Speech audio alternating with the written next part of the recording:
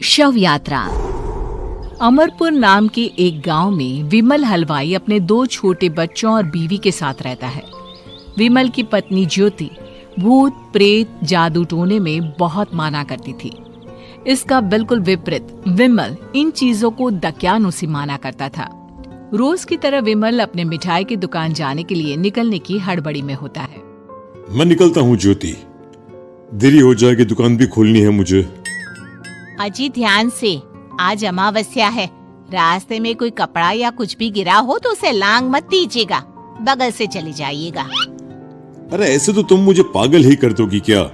हाँ, मैं नीचे देखकर चलूं कि सामने से कोई गाड़ी घोड़ा आकर मेरे ऊपर से चला जाए? दोनों हालत में तो मेरी ही मौत है। अरे क्यों सुबह सुबह इतनी अपसुगनी बातें कह रहे हो जी? मेरे गांव में तो ऐसा आंखों के सामने होता हुआ देखा है मैंने, इसीलिए कहती हूँ। वरना मुझे क्या, पड़ोसी को तो नहीं कहना चाहती मैं, पति हैं आप मेरे, इसलिए बोल रही हूँ। विमल अपनी मिठाई की दुकान चला जाता है। दुकान पर पहले से ही ग्राहकों की लंबी लाइन लगी हुई थी। ये लो, वहाँ ज्योति अमावस्या को लेकर परेशान है और आज तो हमेशा से ज्यादा ही लंबी लाइन लगी पड़ी है। अच्छी खासी बिक्री होगी आज।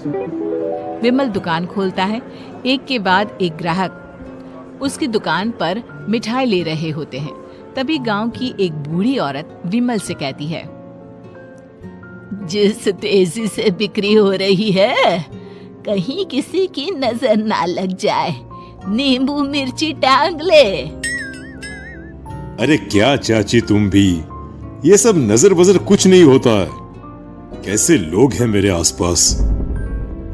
अपनी दुकान से शाम को विमल हंसते कूदते वापस घर आता है। हाँ, आज तो अच्छी खासी बिक्री हुई है। एक महीने में जितनी बिक्री होती है, एक ही दिन में आज उतने पैसे कमा लिए मैंने।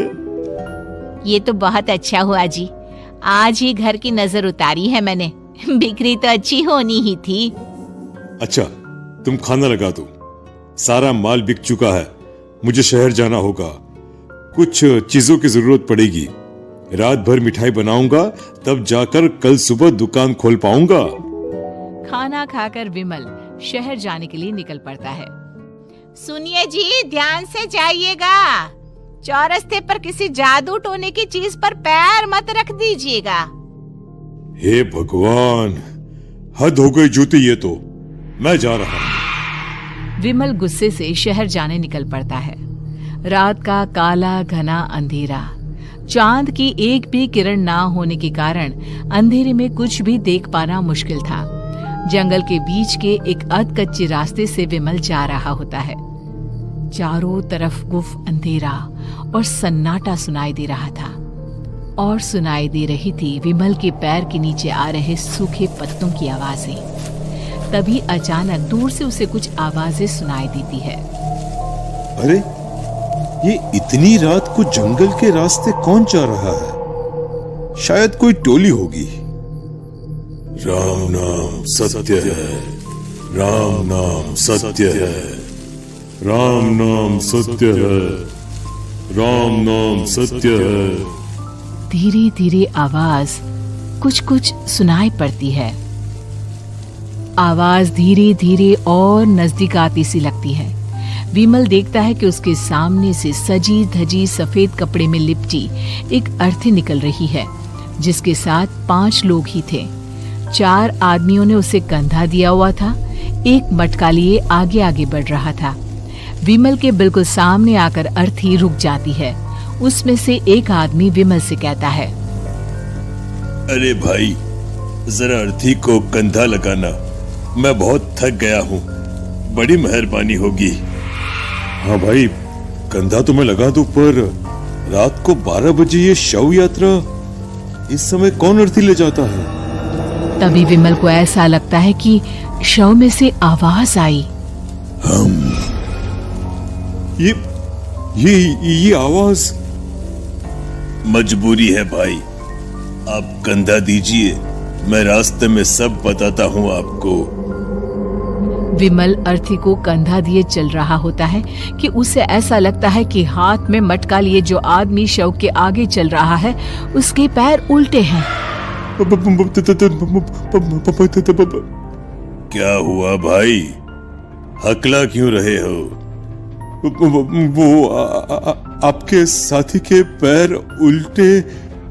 विमल अपनी बात पूरी भी नहीं कर पाता कि वो देखता है कि उस आदमी के पैर तो सीधे ही हैं। अरे नहीं, कुछ नहीं, मुझे शायद वहम हुआ होगा। धीरे धीरे सब आगे बढ़ रहे होते हैं। तब विमल को अचानक लगता है मटके में से एक हाथ बाहर आ रहा है। विमल घबरा जाता है। इसके पहले वो कुछ बोल पाता, कल्लू कहता है, मेरा नाम कल्लू है। हम 6 दोस्त थे, जिसमें से एक को तो तुम सोया हुआ देख रहे हो। इतनी पक्की दोस्ती थी कि जैसे हम सब सगे भाई हैं। पर किस्मत का कोई क्या कर सकता है। आज से 4 साल पहले एक नदी में हम सब नहाने गए थे, जिसमें डूबकर राजेश की मौत हो गई। किसी मजबूरी के कारण हमें उसकी अर्थी को रात को ही शमशान घाट ले जाना पड़ा। हम 5 उसे ले जा रहे थे। 4 साल पहले आप 5 में मैं कुछ समझा नहीं। मंकू अपनी गर्दन पीछे घुमाकर अपनी आंखें बड़ी बड़ी कर विमल से कहता है, अरे भाई, पूरी कहानी खत्म होने दो, फिर बीच में बोल लेना, ठीक है? तभी रास्ते में एक हादसे में अपने दोस्त के साथ हम सभी मर गए। वो सामने देखो, हमारा दोस्त। विमल सामने देखता है। उसे दिखता है कि एक ऐसा आदमी जिसका शरीर कई जन्मों से पानी के अंदर रहने के कारण सफेद पड़ गया है। उसकी आंखें बाहर की ओर निकली हुई थी। फिर ये अर्थी किसकी है? अर्थी के साथ के लोग अर्थी को नीचे रखते हुए एक साथ विमल की ओर देखते हुए कहते हैं, तुम खुद ही देख लो। विमल शव पर से सफेद कपड़ा हटाता है। शव की जगह खुद को ही देखकर विमल के होश उड़ जाते हैं। वो शव विमल की ही थी। पलक झपकते ही विमल उस अर्थी की जगह पर होता है। 6 के 6 दोस्त उसी तरह अर्थी को उठाकर चलने लग जाते हैं। राम नाम सत्य है। राम नाम सत्य है।